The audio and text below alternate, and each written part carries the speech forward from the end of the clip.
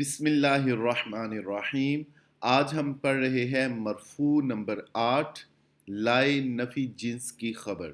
لائے نفی جنس، یہ لا جنس کی نفی کے لیے آتا ہے، مبتدا اور خبر پر داخل ہوتا ہے، یعنی جملہ اسمیہ سے پہلے آتا ہے اور مبتدا کو اپنا اسم بنا کر نصب دیتا ہے اور خبر کو اپنی خبر بنا کر رفع دیتا ہے۔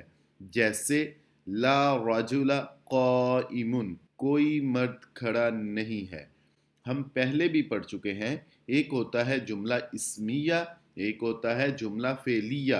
جملہ اسمیہ رجل قائم سے پہلے لائے نفی جنس کا اضافہ کیا تو یہ بن گیا لا رجل قائم، کوئی مرد کھڑا نہیں ہے۔ اس لا نے جنس کی نفی کر دی، کوئی مرد کھڑا نہیں ہے۔ اس طرح ہمارا مرفوعات کا بیان مکمل ہوا۔